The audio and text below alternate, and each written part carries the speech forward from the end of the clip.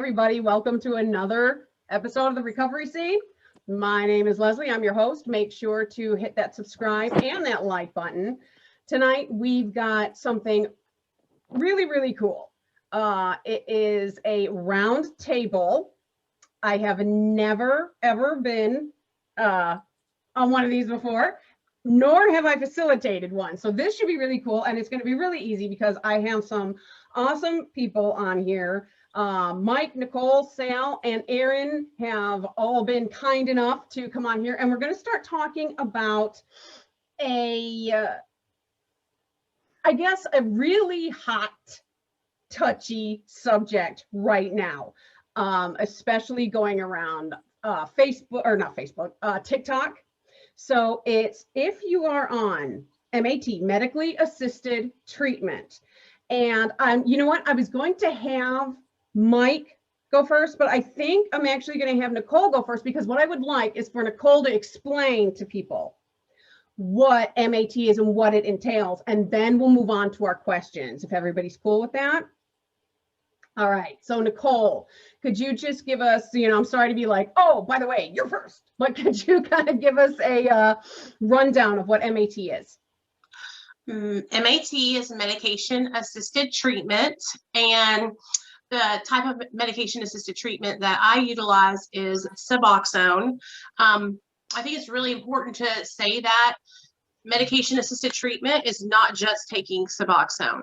And medication-assisted treatment is wraparound treatment. So you're going to be on your medication, you're going to be involved in some kind of recovery support program and counseling or therapy. So it has to be all those things combined. And that's the way the clinic that I enrolled in when I got on Suboxone operates. And if you're going and you got a solid doctor, that's the way it needs to be, because just taking a medication isn't going to change anything. I've done that many a times, tried to change medications when I was in my active addiction, and I'm not going to take Xanax, I'm just going to take hydrocodones, and I just shifted my addiction. And that's what I hear a lot of people say. They'll say, well, Nicole, isn't taking medication assisted treatment just changing addictions, right? And so that's why I think it's important to differentiate. Like, medication assisted treatment is wraparound treatment, medication, therapy, and some kind of recovery support program. That's right. That's right. Okay, so our first question that we've gotten a lot from TikTok, and Mike, I'm going to have you speak on it first.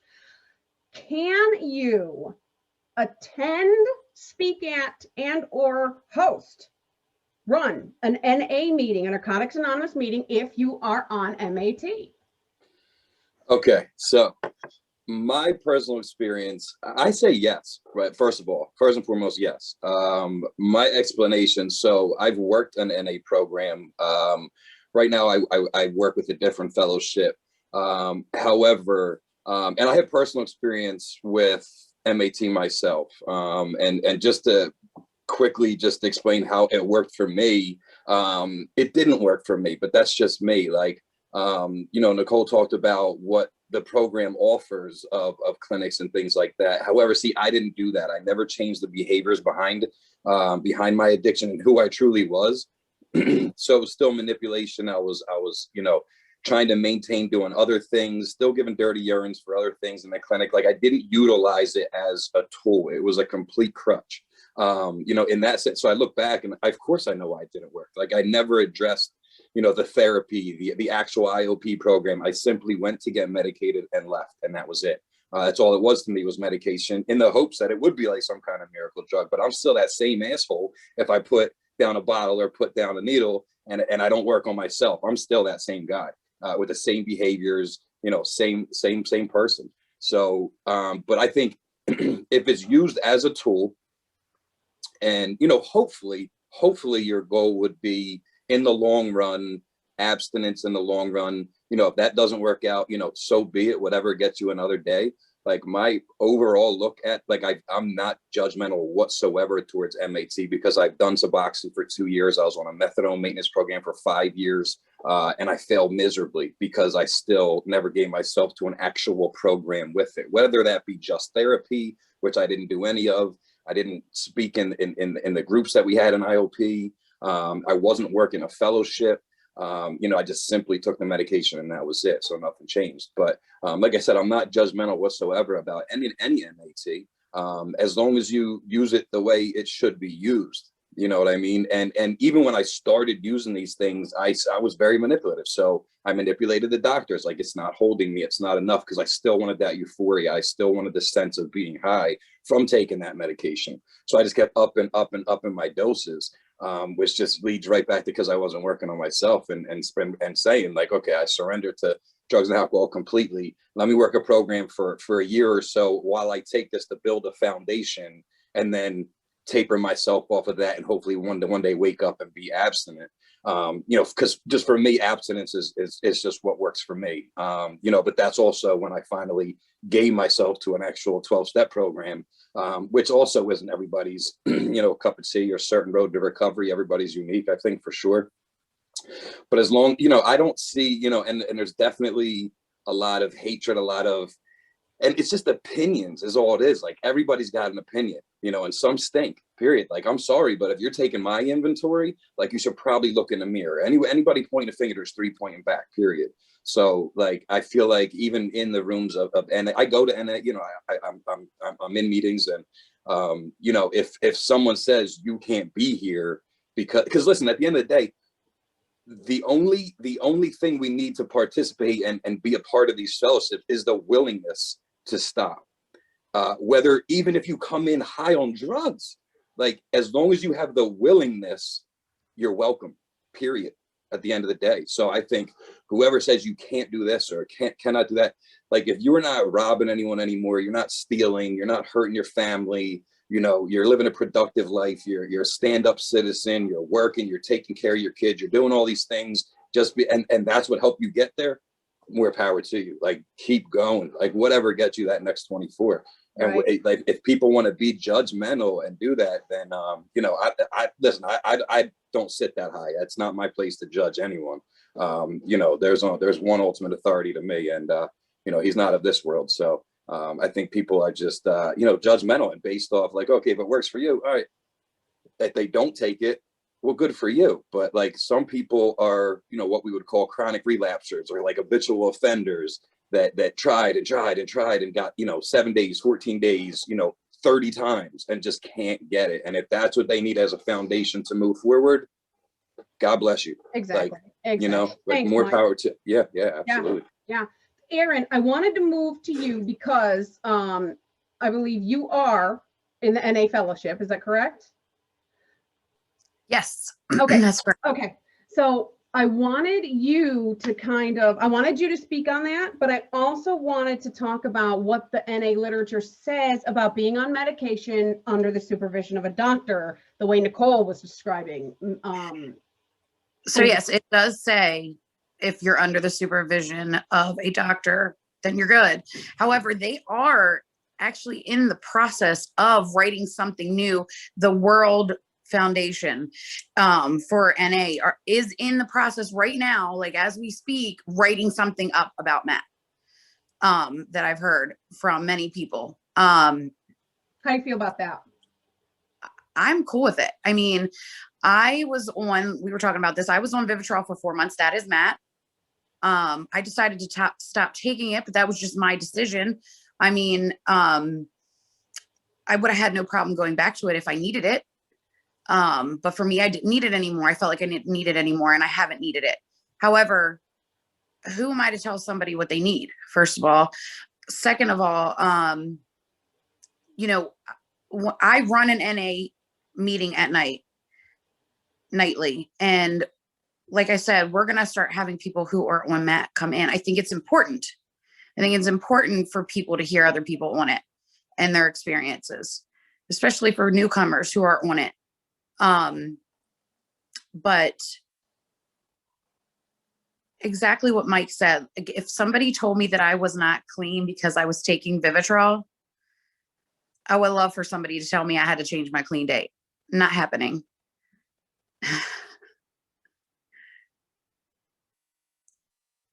Yeah, exactly. taking it as prescribed. I think taking it as prescribed, as you know, there's always ways around every single thing to go ahead and abuse anything that you want. There's ways around it. You can abuse whatever. But if you're taking it the way it's prescribed by a doctor, I see absolutely zero issue with it. And if it's keeping you from putting a needle in your arm, a pipe to your lip, a glass to your whatever, then by all means, do what you got to do to stay, you know, having a good life and being able to do the things you weren't able to do before. Right. Now, what is NA? What are they trying to change? What are they thinking they're going to write about? I don't know the full details, but I do know somebody who is, you know, intertwined with that, with the World Foundation. I think that's how it's called, whatever. But regardless, he knows, and he's very, very knowledgeable on these things. And he, you know, spoke to me actually not too long ago, a few days ago, about this, and how they are right now writing something into it. So there will be some kind of revision to it with Matt. To accept Matt, or yes, yep. Yeah, because I mean, it more and more and more as the science of recovery continues to evolve. We are going to see more and more and more people on Matt, you know, and harm reduction, and you know, even if we hate it, Cali sober. I mean, it's going to happen, you know, especially now. Thank you, Demi Lovato. Anyway, so yeah, that's very well said. So I'm going to move to Sal, because you haven't chimed in yet. You're not getting out of this, Sal. Yeah. What do you think? What do you think about Matt? I fully support it, 100%. I too am very similar to Mike and his experience with Matt. I used it as a crutch and not a tool. I am a substituter, and I'm a chronic substituter. So if one substance was not either producing what I wanted it to do, or it had produced too much, I would move on to the next substance, and always had alcohol along the lines the whole way. And so I went from taking, you know, massive amounts of oxycodones to going right into subs, because I wanted to stop. And I saw people doing this in the, you know, in late 2012, early 2013. And my experience is that I started using Suboxone and I stopped drinking. But then, because I'm an addict, like, I just one day woke up and decided to use other drugs, because I'm a substituter. But, you know, as far as Matt is concerned, I fully support it. I do, you know, like Nicole had mentioned earlier, some people are going to be on Matt, you know, for the rest of their lives. But hey, they're not dying from medically assisted treatment. They're living. There you are. Right.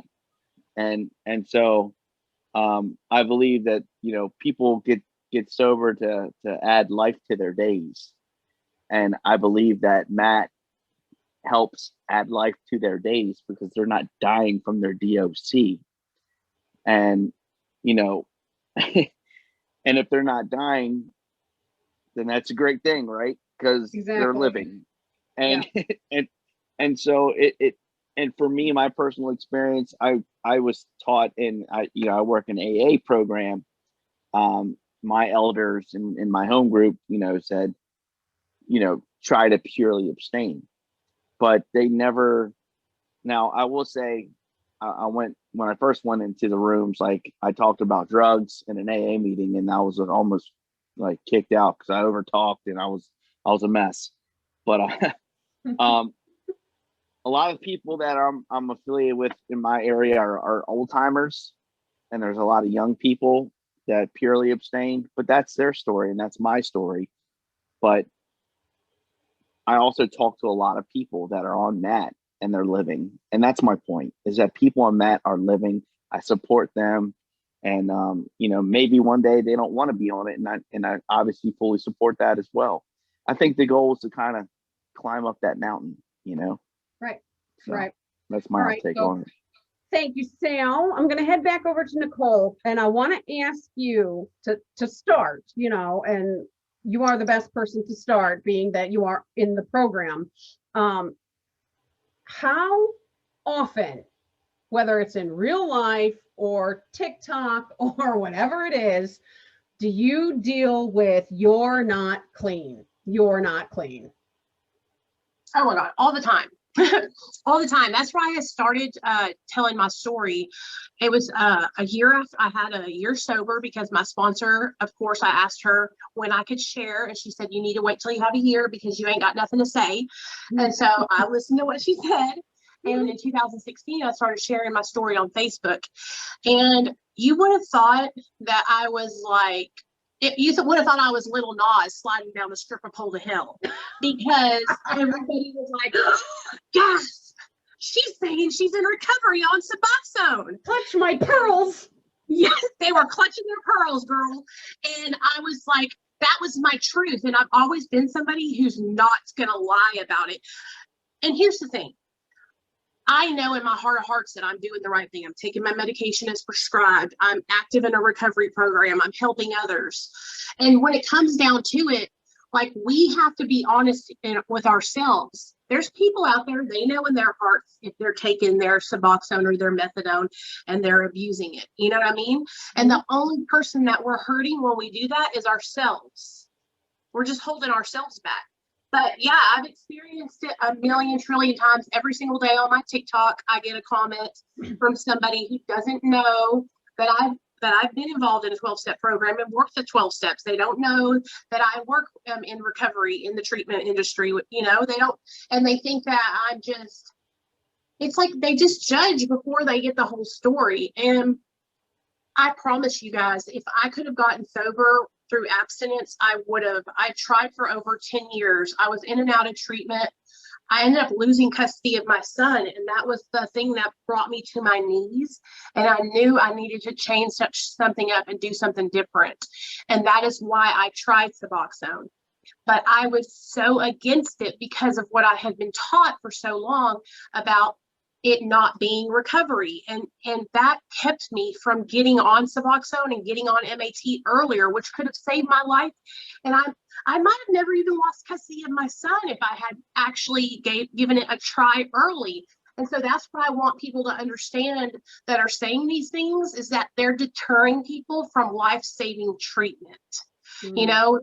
What about the moms out there that are like, well, everybody else says Suboxone or methadone are bad and they're addicting, so I'm not going to do that. And they are trying, just like I was, to get sober, and not succeeding.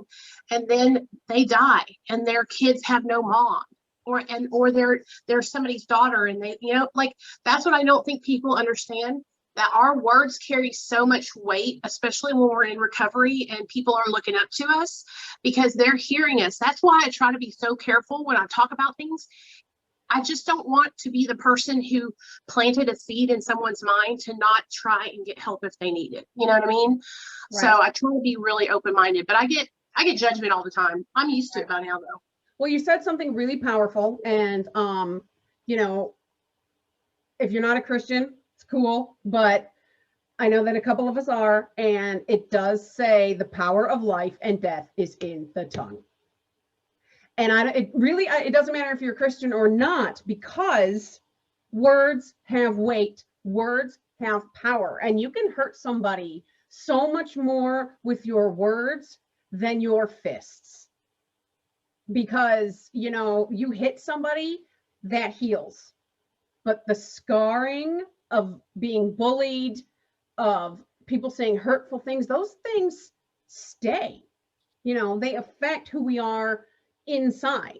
And so, yeah, as people who are in recovery, we have to be very careful what we say and how we say, like your mama says, it's not what you say, it's how you say it, so I'm going to go to Mike. So what do you think about when people are coming at people, like Nicole, who, clearly has a head on her shoulders. Clearly, she's working for Dr. B. She has a podcast. she's obviously living her best life. Actually, I don't think she is. I think there's best is yet to come. She's going places. I think we all know this. So what do you think when you hear stuff like that being said to her? Yeah, first of all, the best is still yet to come, by the way, for everybody, also everyone in here, without a doubt. There's no question about that. And just to quickly just go back about what you said, yeah, listen, our mouths are a creative weapon, and they are not, it is not intended to be used for judgment, negativity, and all these things. Words are definitely powerful for sure, and it's definitely the way you say things, not necessarily what you say.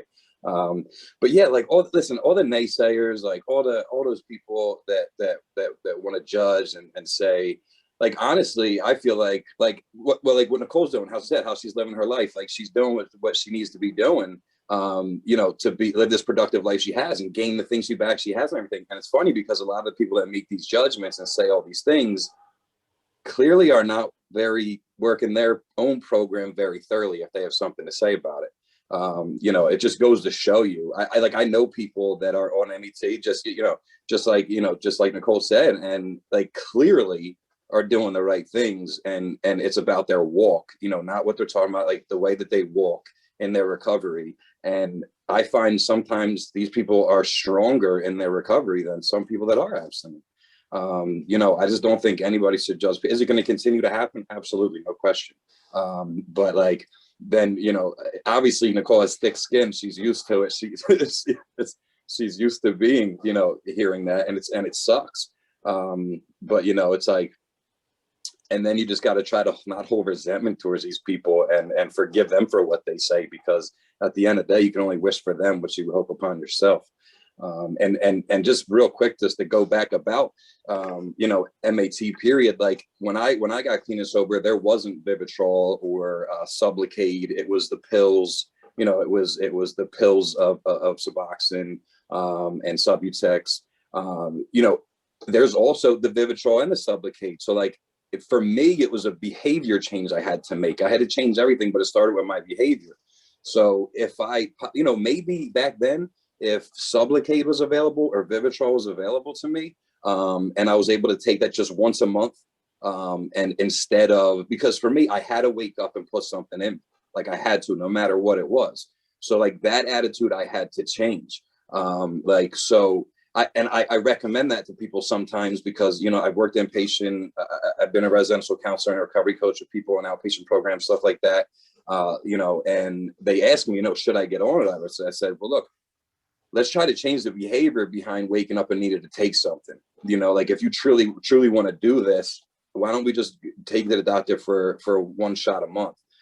Because if I was, possibly, who knows, God knows, if maybe back then I was able to just get a shot once a month instead of relying on waking up and taking something out of a prescription bottle, which was one of my problems all along, and stayed in that same mindset and behavior, things might have been different, So yeah, I mean, those options are there. So like people don't always have to think, oh, I got to take this. Like, no, you don't. There's other options. Like explore your options, see what best suits your needs, as long as your focus is on actually working it, and just simply as a tool with the rest of the things that you need to do, recovery wise. Explore your options, talk to your doctor, and yeah, so that's All right. Yes, absolutely. I'm going to move to you, Aaron, and I'm going to go a little bit of a different direction. You have a little over 6 months, yes? Yes. Okay, first of all, Thank you. but as the youngest,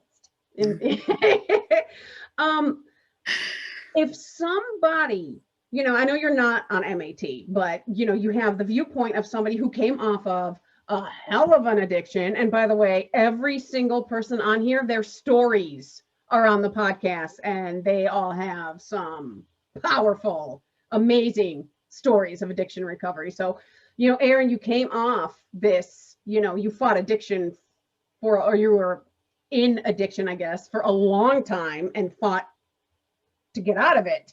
And as somebody who's worked their ass off for 6 months, how would it affect you still being fairly new if it was you and somebody was discouraging your recovery? I mean, I think it would, you know, the people who've been in recovery longer, we might have a little bit of a thicker skin, you know, but people in early recovery, I don't know about anybody else, but I was sensitive. Like, I was sensitive. Yes, all the emotions, girl, feeling Yeah, all those feels that we did not feel for so long because we did not want to feel them. right. They're all coming up. But no, I 100% agree. It makes people second guess what they're doing. 100%. I've actually had, you know, there's a lot of young in recovery people that that I speak to, and I've had a few actually say, am I doing this right? Am I doing what I'm supposed to? Like, somebody was talking, I think she was off of everything, and someone was talking about, I can't even remember what it was, but she questioned, you know, am I doing this right? And it put her into a full-blown seizure on my Zoom meeting. It just, I don't think it's right for anybody to tell anybody what to do, because as we say, everybody's recovery looks different. There's so many things that I did. I did a Suboxone taper at first to help get off of it. I couldn't. I am a weenie. I cannot just go cold turkey. Hell no, I'm not doing it. Ain't happening, because I'm going right back to it. Because I don't want to feel like that. But I needed that. And that's what worked for me. That may not work for somebody else. But what works for me is not always going to work. Everybody's is different. You know, I don't believe that it should matter to me what somebody else is doing to keep themselves clean. They're fucking staying clean. Excuse me. They're staying clean. You know? Right. I don't think anybody should tell anybody what to do. Nobody should come for anybody else. We're all supposed to be doing this together and lifting people up instead of tearing people down. And just because the NA way abstinence works for me, that's just what works for me right now. That's not what works for half the people in here. Mine doesn't look like everybody else's in here, and yours doesn't look like mine. And there's never really going to be a time where we have too many people in the same spot. It's just not going to work like that. Right. But absolutely, the emotions are freaking high. They're all over the damn place. You're crying 1 minute, you're happy 1 minute, you're insane 1 minute, and somebody telling you something crazy. I know somebody told me one time to just go overdose. Like, really? Are you kidding me? Like, who says shit like that? Like, Right. It's disgusting. It's disgusting.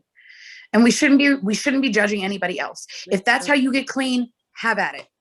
And we live I don't in a care. world right now with a lot of keyboard warriors who are very brave behind a screen. I'm gonna tell you what, I am 5 foot nothing.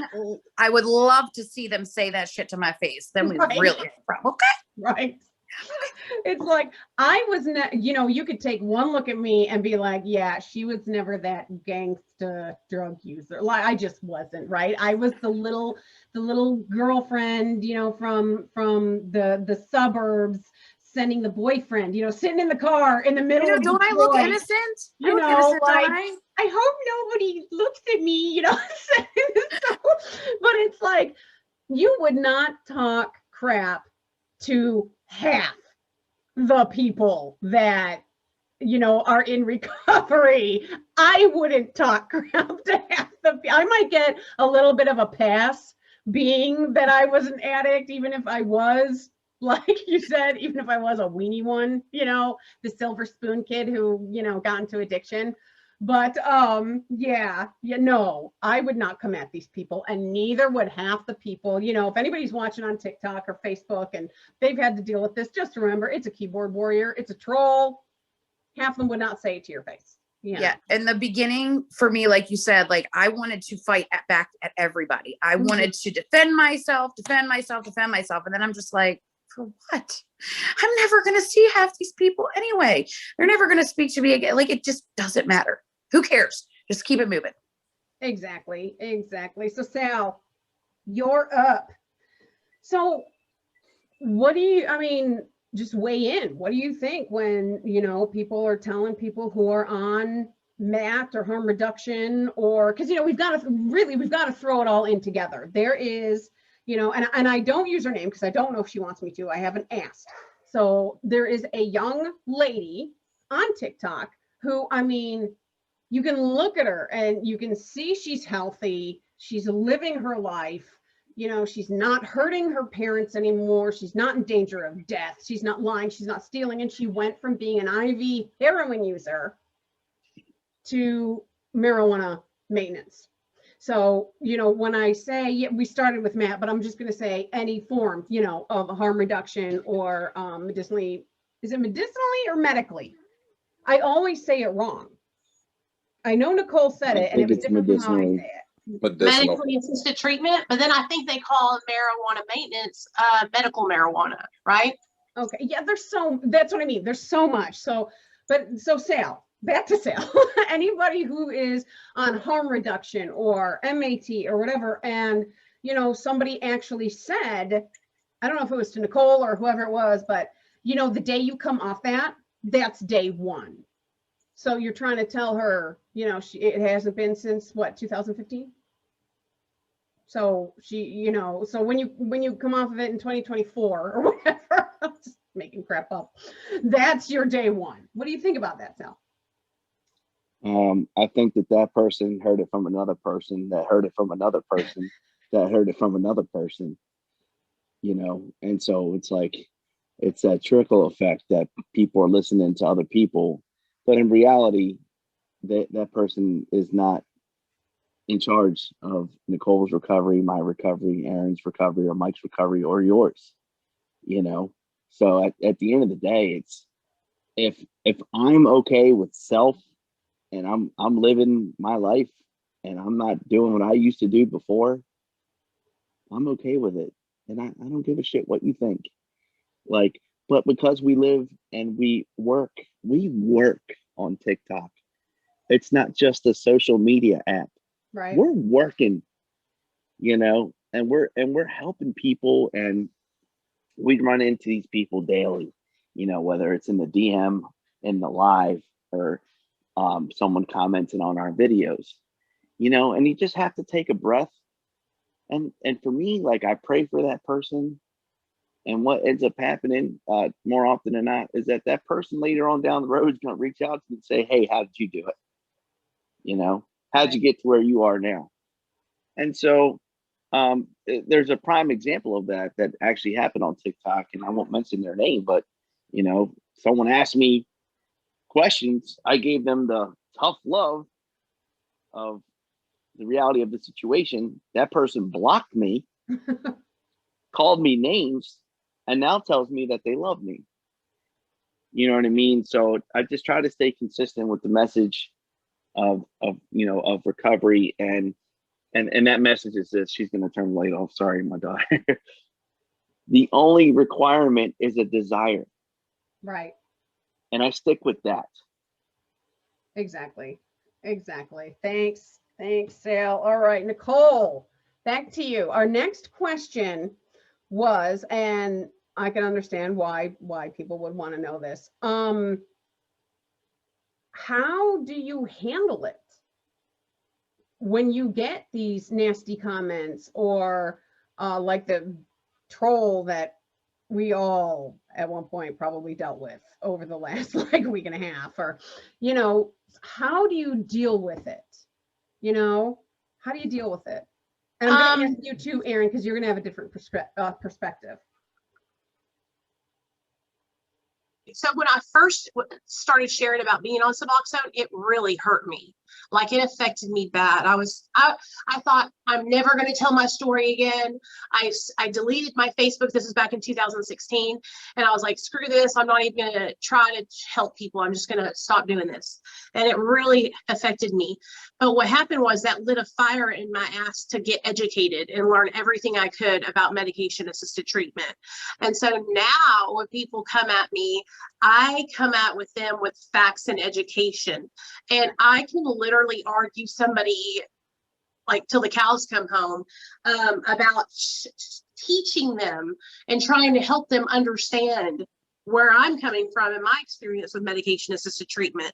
And so sometimes I get a little out of pocket on TikTok where I'll respond to a comment, but I don't ever like cuss anybody out or like that. It's always like I'm coming at them with like the facts about being on Suboxone long term and how it's changed my life. And the proof is within me and what in my life and what I'm doing now and having my son back. And so you can't really argue that my life hasn't totally changed. You know what I mean? So I try to educate people when they are commenting. And a lot of times it's because people don't understand. They have a misconception. They think when they hear the word medication assisted treatment, they think that they're thinking old school. Okay. So back in the methadone days when people were taking methadone and taking Xanax with it and being nodded out all the time. And that is their conception is that, oh, well, this is just like that, you know, and it's not. I support all medication assisted treatment, but Suboxone is different than methadone because it's a partial opioid agonist. It's not a full, and it reaches a ceiling effect in your system. So like with methadone, you can keep going up and taking more and taking more. I could take 6 Suboxone strips right now and it's not going to do anything to me but give me a headache, man. It's not going to be a good experience. Right. And that's what I don't think people understand. Really, the only way that you can take Suboxone and abuse it is if you're diverting your medication, not taking it every day, or trying to shoot it up or something like that, you know. And that's what I don't think people understand is that taking it every day, you don't feel anything. It's absolute. I have no effect from it whatsoever. And that's why I try to help people to understand, because I think that they have a misunderstanding, you know what I mean? But back when I was first on it and I first got, you know, into my recovery, it really caused me a lot of harm. And I almost got off of Suboxone my first year because I was so upset and I was being judged by so many people. And I want to say something like, I know a lot of people are in the 12 steps, but a lot of people don't work the 12 steps. A lot of people aren't in those programs. And that's the thing is like, we automatically assume that everybody is in a 12-step program, but that's not. There's so many new programs now that people are joining. And so that whole like that assumption that abstinence is the goal and that everybody's trying to make it to that's because we've only been taught that one way in 12 steps, you know. And I was taught that way too. So that's why it took me so long to adjust to being on Suboxone and accept my own recovery, because I was trying to do what everyone else told me to do because I wanted validation. I wanted other people to tell me, yeah, Nicole, you're doing a good job. You're sober. I'm proud of you, you know, and I had to become okay with myself and not look for that approval from other people, which is still hard because I still struggle with that because I'm a human being. You know what I mean? Right. So I want to, I'm going to change it up a little bit. I want to move to Aaron because not necessarily Matt, you know, but because you are 6 months in and, you know, we were talking about all the feels and you touched on it a little bit about, I want you to go into, because there's going to be other people on TikTok or wherever who are new. Their emotions are everywhere. And whether they're on, you know, MAT or harm reduction or 12-step abstinence, somebody commenting something, you know, they finally decide, they see us and they're like, okay, I'm going to put myself out there. And some asshat comments, you know, I hope you overdose, or why did you make that choice anyway? And these things hit hard. I mean, the choice that you've all seen the choice thing that just eats my lunch. I can't stand it. That still gets me, right? When you first started putting yourself out there and people came at you and you got negative comments, I want you to talk about how it affected you and it hurt you then, and how do you not let it affect you now? Does Gotcha. that make sense? Yep, it does. Okay. Yeah, so it took me a little while to do anything on TikTok, honestly. And then when I finally did, it's crazy because people can do the same. You can do the same exact thing somebody else does, and then you just get hate central where they got nothing, you know? One of my very first ones was I was doing like my thing for drug court, and oh man, did that sucker blow up with some serious hate. And I just wanted to go at everybody. I was pissed. Like I was an angry person. It didn't make me cry or anything like that. Like I wanted to take a baseball bat and go find where all these people lived. It really pissed me off because I cared too much what other people thought, way too much. I think we all go through that angry phase a little bit at the beginning. Yeah. So I really cared way too much what people thought. That was my problem. You know, it was just anger for me. It really wasn't anything else. I'm like, who are these people? Why are they sitting here talking about me? Like, if you don't like it, go somewhere else. Like, find something else to look at. But no, you got to stop here and say some shit. So yeah, I was angry about it all. And I got a lot of hate, and I would come back at them, and I did a video to one, and it was like, fuck you, which got taken down due to, got community guidelines. Of course, but their comment to me that was just as shitty did not.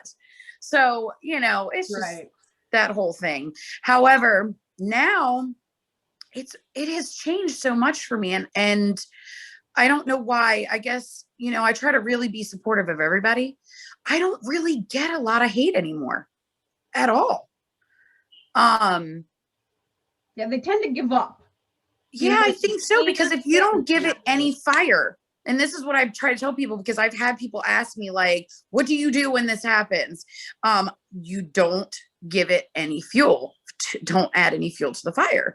If you do not respond to them, then they're obviously eventually going to give up. And that's pretty much, I think, really what happened, because I honestly don't get much hate, and I post like real stuff. Like I post my emotions. I will post when I'm crying.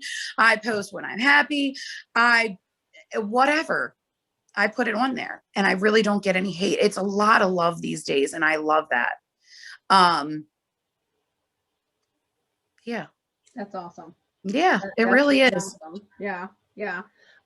Mike, so just kind of in general with, we're doing a lot of the Recover Out Loud, and, people are telling their stories, and, it just sounds so, to me, it still sounds so silly. It's not, but, people think social media, and they're like, okay, social TikTok. All right. But the recovery community on TikTok is amazing. I mean, for the most part, when you have thousands of people in one place, you're going to get a little bit of drama. But for the most part, it's supportive, and it's helping people, and it's reaching people. I know, I'll put money that every one of us on here has gotten a comment or a message talk about how you've helped me so much. You've saved my life. I have a week clean because of you, et cetera, et cetera. And so, Mike, what do you say to somebody who might still be, kind of in the shadows, wants to participate, but is afraid of the hate, is afraid of being judged? What do you say to them? And I just want to real quick touch on, the comments and the hate and stuff. Oh yeah. I surprisingly don't get much. I've gotten a little bit here and there. Dude, look, I think who is going to come at you? But that's the thing. They're behind the screen, right? So like, that's the thing. And you can voice your opinion. That's okay. Listen, I appreciate your opinion. And listen, I've had to tame my tongue on many occasions, or my fingers, whatever you want to call it. Right. But and if it comes up, I try my best to respond in an educational way. You know, and like Nicole said, it's like this old way of recovery, this old way of thinking, and people are fixated on that when times change, drugs have changed, like everything has changed. It's a whole new game out there now. And you know, like, and so listen, I'll be the first to tell you, like, I'm spiritual, but I'm still hood. So like, that means like, pray with me, don't play with me. You know what I mean? Like, I on that all the time. yeah, I'm telling you, like, that's my favorite thing, seriously. And I try my best. But if but I'm going to voice my opinion back to you. You know what I mean? Sometimes I just won't even give it the time or the effort it takes. But I feel like sometimes I feel like things do need to be said. And if they're coming from an ignorant place and saying these things from an uneducated aspect, you know, I try my best to at least make them try to think differently, at least maybe have them a little more open-minded to possibly change their perspective. If they don't, whatever, that's it. Right. You know, like I had a video out and had when I lost someone from an overdose that I was personally working with not too long ago, and died from overdose. And you know, I was really going through it. It really hit home for me with this one. And you know, because it continuously happens, it's going to continue to happen, but this one really hit home. And you know, on that video I made, because I'm just like Aaron, like I put what I'm going through up there in post, because I want people to know that they're not alone if they feel that same way, because I suffer from severe mental health and PTSD also. So when I'm going through those moments, I'll make posts about it, and be vulnerable and do that, because I want people to know that they're not alone, no matter how much time they got, no matter where they are. Like, it doesn't matter, there are other people that suffer from it, and just let them know that I'm here too. And if you want to talk about it, let's talk about it. But and so, yeah, what was your original question? I'm sorry, I went on a rant. That's okay. I was to the people who are afraid of those comments. Oh yeah, know? so I What mean, do you listen, think? for me, you know, I have to recover out loud. I have to. And luckily I'm in a position and in the field of where that's okay. You know, if anything, it brings value to the table of what I do anyway. You know, not everyone's in that situation. Some people are in professions where it's looked down upon. You know, things like, so I can understand their anonymity and not want to speak about it, not want to talk about it.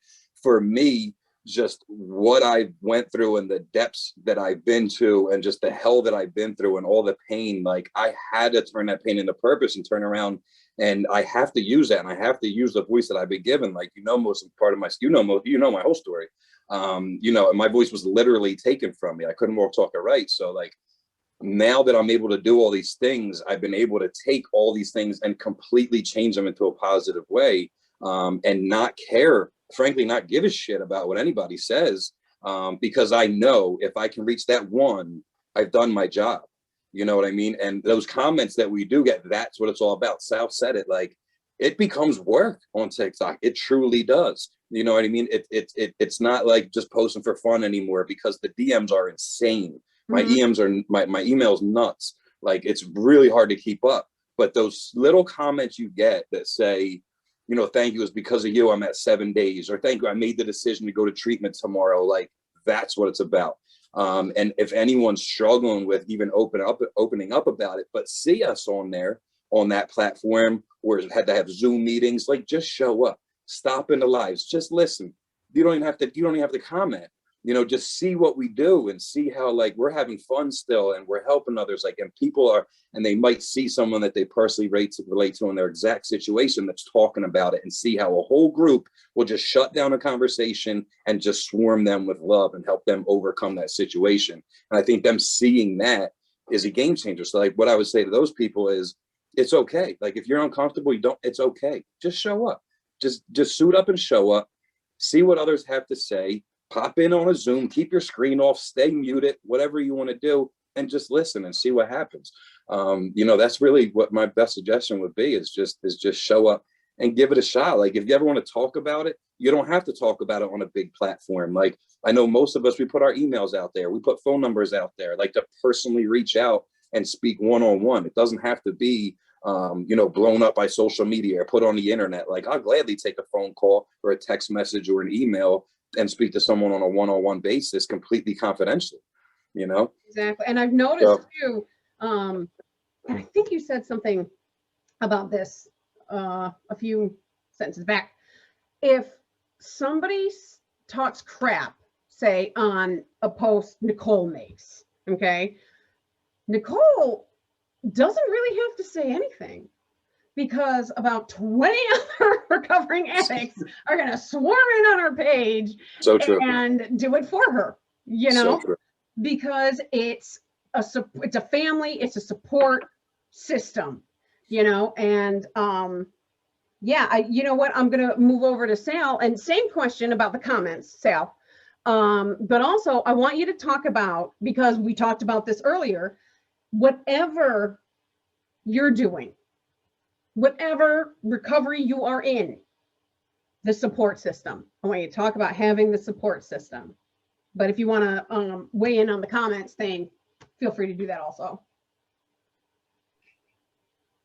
As far as the comments are concerned, I get tagged in comments all the time, good, bad, or different. And, sometimes I'll just hit the little heart button and keep my little butt going, because like people have said already, not everything merits a response.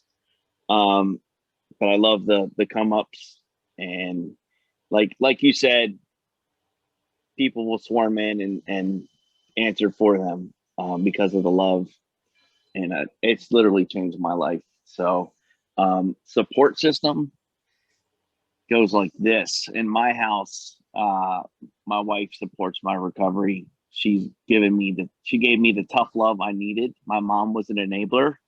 My family is full of addicts and people that are severely chemically imbalanced with depression and other issues. I am the only one in recovery aside from my uncle, who's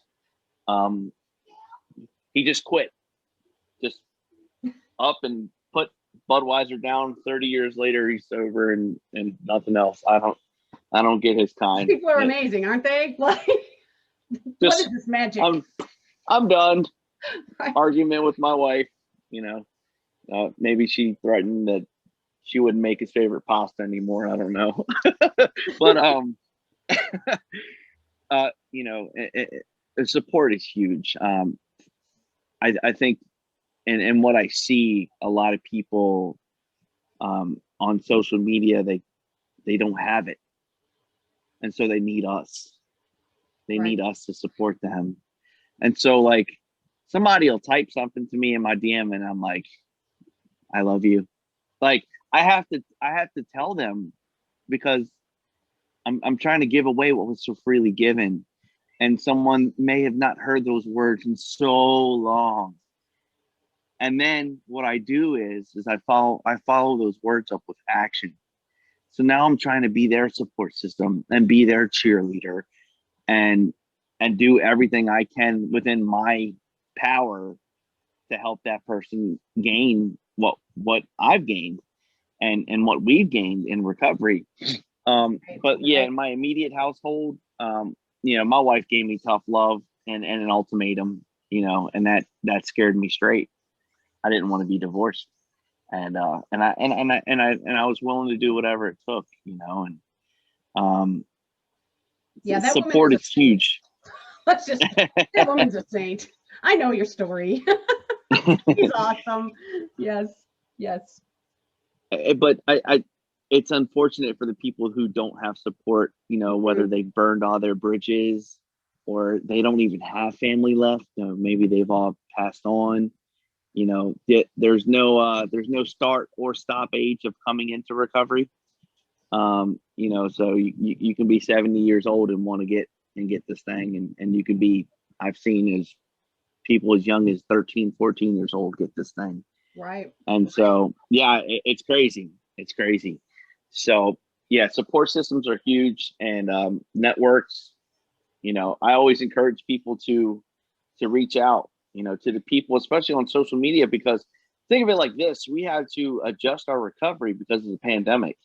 And so we went, in my case, I went from the rooms to the Zooms. I say it all the time. Like, I went from rooms to Zooms, and I just started typing on the internet, Zoom meetings for 24 hours. And I would jump in, and then I inadvertently got on TikTok because of my kids. And they had it, and I got it, and then I found you guys, and the rest is history. I mean, I am 100% on fire for recovery, more than I have ever been more than 7 years. Maybe my first year because, but like we've talked about before, that pink cloud never has to end. It doesn't have to end, That's true. and I found it again. And the more people you have around you, everybody's not going to be down and going through crap at the same time.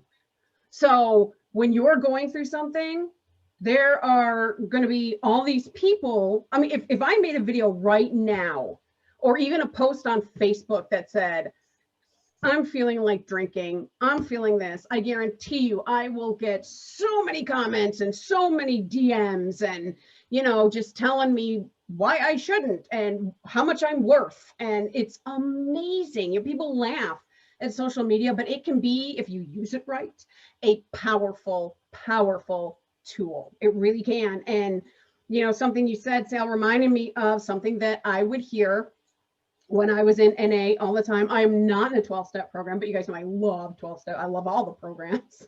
I'm pretty easy to please.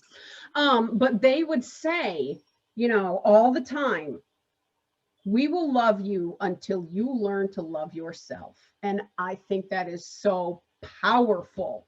So powerful. Like, we will fill the gap until you figure out how to do it yourself. And that's awesome. It's awesome. That is just so powerful. It gives me goosebumps. So it is about 8:26. So what I'm going to do is we're just going to go right down the line, like Nicole, Mike, Aaron, Sal. And I just want any final thoughts, whether it's on TikTok recovery, you want to say something to, newcomers or people in recovery, MAT, whatever it is, just some final thoughts before we go. Go ahead, Nicole. Don't let anybody discourage you from reaching out and doing what works for you. And if you're somebody that's in medication assisted treatment, there's a really awesome program called MERA, Medication Assisted Recovery Anonymous, and it's a new 12-step. We have 12 steps and 12 traditions, but we're not like affiliated with Alcoholics Anonymous or Narcotics Anonymous. But there's like 2 to 3 Zoom meetings every single night, and there's meetings in real life almost in all 50 states, I think. And so all you got to do is go to marainternational.org and you guys can check out those meetings, or you can message me and I can send you the link if you need it. But just do what works for you and don't worry about what other people think, because at the end of the day, they don't have to live your life. So that's all. Amen. Yes. All right, Mike, your turn. So, I would just say, like Nicole said, don't let anybody, listen, if anyone has an expectation of how they think you should recover or where they think you should go, or look, these people are saying it from the sidelines, or the 700 level on the bleachers, like, they don't have to walk in your shoes. You live in your skin. You need to do what works for you, whatever that may be. Try your best, not to let the judgment, if there is any, discourage you from finding you and who you authentically are and love yourself. That's what really it's about. And just to remind people that, recovery is a marathon. It's not a race. It doesn't have a finish line. It just doesn't, and really it's not. And don't compare yourself and also, eliminate the word just out of your vocabulary. Like, I just have 7 days. No, that's a huge fucking accomplishment, period. Like, if you got a day, that's huge. You don't just have a day, you have a day. Like, that's amazing. That's an accomplishment, especially from where most of us come from. And don't compare your recovery to anyone else's either. It's your path, not anyone else's. Stay in your lane. Don't pay attention to the person that's a mile ahead of you, because it doesn't matter. Just focus on your next step, and that's it. And just stay plugged in and build a strong support network and a foundation. My foundation, was crumbled and cracked, and that's where, my disease seeps through. And but it's also those same cracks that God shines his light through that came through and got me to where I am. And it's because of people in these programs and outside of these programs that just truly, genuinely care and want to see you do better. And those are the people that I need to surround myself with, and I recommend you guys do the same. Well said. Well said. All right, Aaron. I'm going to go with a little bit of the cliches here, since I am NA queen. They're cliches for a reason. I would say stick with the winners, stick and stay, stick in the get in the middle. Find people that have what you want. Do not worry about what people think or that judge you for the way you do your recovery, because that's something within them. That's not something for you to carry. Yeah. So keep moving forward. Do not look back. Remember that past, but don't live there. And for God's sakes, if you are feeling a certain type of way, please don't think you are burdening somebody else. Reach out to somebody, because chances are you are reaching out to somebody for a reason, and that's probably to get them out of themselves to help you. Do not think you're a burden, because you're not. That is why we are all here, to help each other. Reach out if you have a problem, feel like using, if there's something going on, talking about it. Sal always says this, and I steal it from him all the time. It dies in the light of exposure. Let that shit out. Mm-hmm. That's right. And if nobody's told you all today, I love you, ain't a damn thing you can do about it. Nice. All right, Sal, final thoughts. Well, I had all this time to think about it, and now I'm like, we love you. All of you that are watching, all of you that are going to watch, we'll meet you where you are. We've been there. We've done that.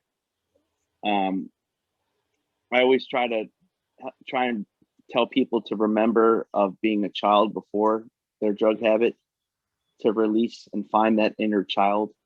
Because I think in the end of the day, that's all we ever want, is that happiness to come out and showcase itself. And each and every day, just try your best, if you can, to be the most authentic version of you.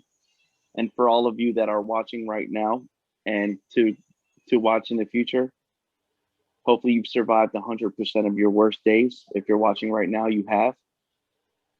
And with that, peace out. Thank you so much. Nicole, Mike, Sal, Aaron, thank you all so much for being here. Everybody on the live stream, thank you so much for watching. Everybody on the TikTok live, facing the computer, thank you so much for sticking it out. And that is going to do it for our very first round table on the recovery scene. It was awesome. Thank you all so much.